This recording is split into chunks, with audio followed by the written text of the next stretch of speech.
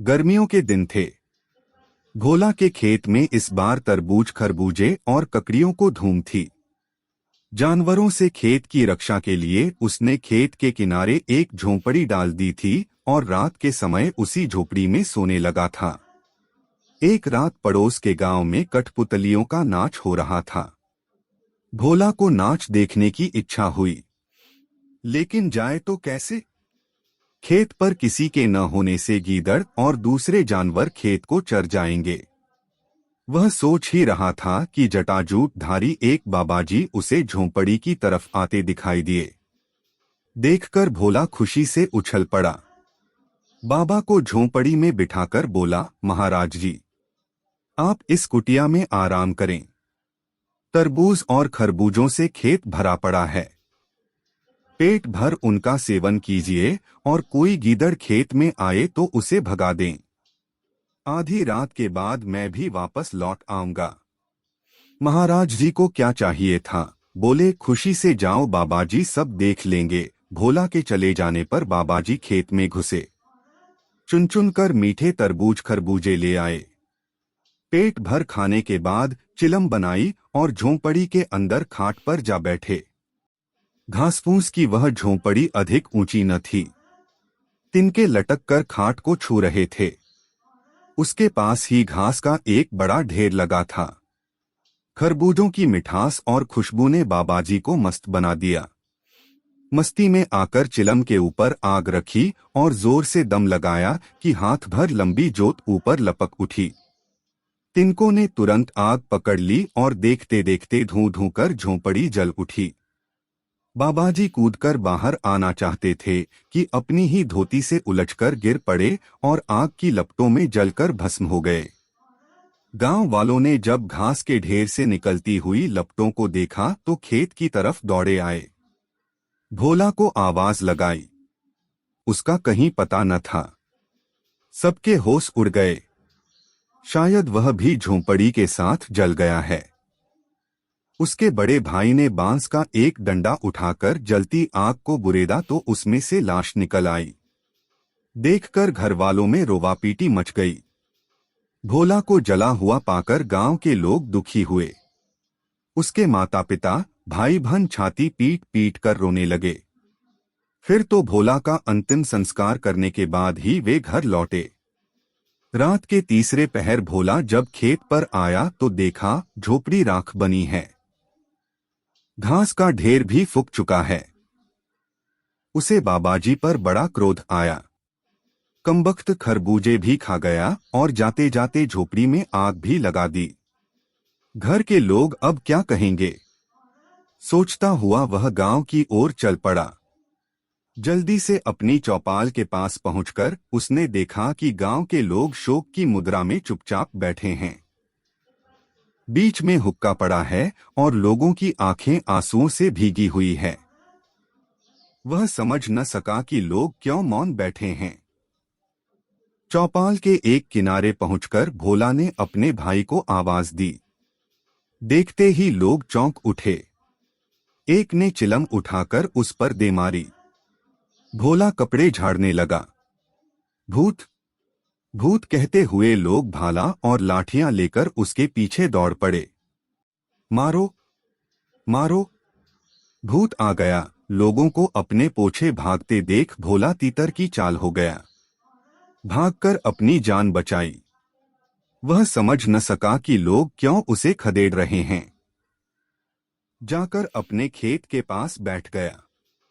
सूरज उगने के साथ ही गांव का एक धोबी घाट की तरफ जा रहा था कि खेत के पास भोला नजर आया। उसे देखकर भोला उठकर उसकी ओर चल पड़ा। वह धोबी से पूछना चाहता था कि आखिर बात क्या है। गांव के लोग उससे इतने नाराज क्यों हैं? भोला को अपनी तरफ आते देख धोबी ने अपनी गठरी वहीं डाल दी और भूत, भूत कहता हुआ गांव की ओर भागा। भोला सोच में पड़ गया। आखिर बात क्या है? लोगों ने उसे क्यों भूत बना दिया है? तभी उसने देखा कि गांव के लोग भाला, लाठियां और जलती हुई लकड़ियां लेकर धोबी के साथ उस ओर बढ़े आ रहे हैं। देखकर वह अरहर के खेत में घुस गया। कहीं किसी ने भाला फेंक मारा तो मुफ्त में जान गंवानी पड़ेगी। मूर्खों ने जिंदा आदमी को भूत बना दिया है। सोचने लगा, रात को ही यहाँ से निकलूंगा और जब भैया चौपाल में अकेले होंगे तभी उन्हें बताऊंगा कि मैं भूत नहीं हूँ। जब रात के लगभग 10 बज गए तो भोला डरते डरते गांव में पहुंचा। कोई देख न ले। छिपता छिपाता वह चौपाल के किनारे नीम की आड़ में खड़ा हो गया। मौका पाते ही भैया से बोला, भैया डरना नहीं, मैं भूत नहीं हूँ। सुनते ही भैया इतनी जोर से चीखा कि गांव वालों की नींद खुल गई। लोग आकर इकट्ठे हो गए। देखकर भोला डर गया। सोचा भागने में ही भलाई है। वह तेजी से भाग खड़ा हुआ। गांव के कुत्तों ने दूर तक उसका पीछा किया, किंतु अरहर के खेत में घुस जाने के कारण उसकी जान बच गई। पूरे गांव में दहशत छा गई। लोग परेशान हो उठे। कमबख्त स्वयं तो मरा, दूसरों के लिए मुसीबत बन गया है। भूत के डर से लोगों ने अपने कामकाज छोड़ दिए। ऐसा भूत कभी नहीं देखा जो न हल जोतने दे, न कपड़े धोने दे और रात रात गांव में आकर लोगों को परेशान करे। अगले दिन गांव में कुछ सिपाहियों को लेकर एक थानेदार आया। उन्हें एक डाकू की तलाश थी। थानेदार को जब मालूम हुआ कि इस गांव में एक भूत आता है तो वहीं डेरा डाल दिया। सोचा शायद वह भूत न होकर वही डाकू हो जिसकी तलाश कई दिनों से हो रही है। थानेदार ने गांव वालों को बुलाकर पूछा, वह भूत लोगों को किधर घेरता है? गांव वालों ने बताया कि वह ज्यादातर अपने खेत के आसपास ही बैठा रहता है, जहां झोपड़ी में भोला जला था। थानेदार मूंछों पर ताव देते बोला, अच्छी बात है, आज रात को हम उसे पकड़ लेंगे। तुम लोग भी हमारे साथ चलना। रात हुई। चारों तरफ जब घना अंधेरा छा गया तो गांव के लोग थानेदार और सिपाहियों के साथ उस जगह जा पहुंचे। खेत पर जाकर थानेदार घोड़े से उतर गया। अपनी सुरक्षा के लिए सिपाहियों ने 2 खुटे जमीन में गाड़कर घोड़े की पिछली दाग उनसे बांध दी ताकि वह कहीं भाग न जाएं। अब वे लोग भूत की तलाश करने लगे। भोला अपने खेत के किनारे लेटा हुआ था। लोगों को अपनी ओर आते देख वह उठ बैठा। सोचा पता नहीं अब कौन सी आफत आएगी। जी में आया अरहर के खेत में जा छिपे, लेकिन उसने ऐसा नहीं किया। कब तक लोगों से छिप छिपकर अपनी जान को जोखिम में डालकर रखना है, इससे अच्छा कि खुलकर सामने जाया जाए। वह उठ खड़ा हुआ और जोर जोर से चिल्लाता हुआ उनकी ओर दौड़ा, लो, मुझे मार डालो, मैं भूत हूं, जिंदा भूत, आओ मुझे पकड़ लो।